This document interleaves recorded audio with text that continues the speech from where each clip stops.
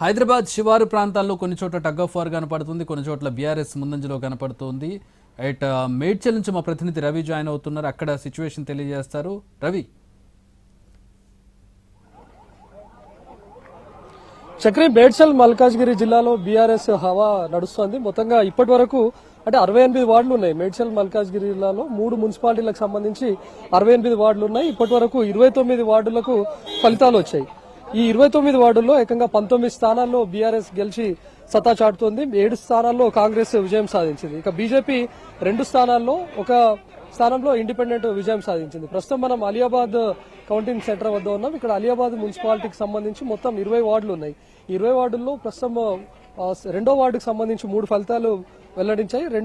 రెండో రౌండ్ లో మొత్తం 7 వార్డులకు సంబంధించినటువంటి కౌంటింగ్ కొనసాగుతోంది.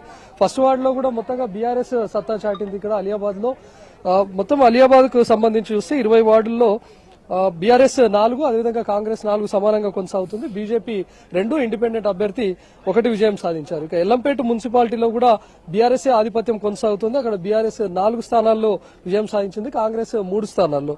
మూడుచింతలపల్లిలో మాత్రం బీఆర్ఎస్ ది హవా నడుస్తుంది. ఏకంగా 11 స్థానాల్లో బీఆర్ఎస్ పార్టీ విజయం సాధించింది.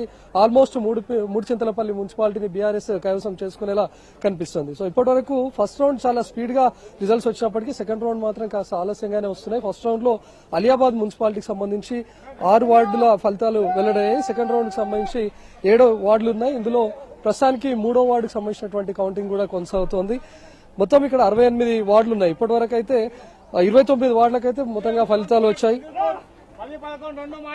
రైట్, ప్రస్తుతం చూడొచ్చు 11వ వార్డుకు సంబంధించి, అలియాబాద్ కు సంబంధించినటువంటి 11వ వార్డు ఏ పార్టీ కాంగ్రెస్. ఇక్కడ మరొక కాంగ్రెస్ కూడా. ఇక్కడ అలియాబాద్ కు సంబంధించి బీఆర్ఎస్ కాంగ్రెస్ మధ్య పోటాపోటీ వాతావరణం నెలకొంది. ఇప్పటికే 4 స్థానాల్లో ఉంటే ఇప్పుడే తాజాగా వచ్చినటువంటి విజయంతో కాంగ్రెస్ పార్టీ లీడ్ లోకి వెళ్లిపోయింది. అలియాబాద్ మున్సిపాలిటీకి సంబంధించి బీఆర్ఎస్ 4 స్థానాల్లో విజయం సాధిస్తే కాంగ్రెస్ 5 స్థానాలతో కొనసాగుతుంది. ఇక బీజేపీ 2 స్థానాల్లో, అదేవిధంగా ఇండిపెండెంట్ అభ్యర్థి 1 స్థానంలో కొనసాగుతూ ఉన్నాడు.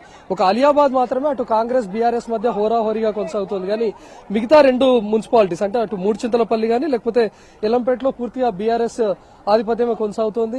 ముఖ్యంగా మూడుచింతలపల్లిలో ఏకంగా బీఆర్ఎస్ 11 స్థానాలతో ఆధిపత్యంలో కొనసాగుతోంది. కాంగ్రెస్ ఇంకా సింగిల్ డిజిట్ లోనే 2 స్థానాల్లోనే కొనసాగుతోంది. Chakri. All right, thanks for the updates Ravi.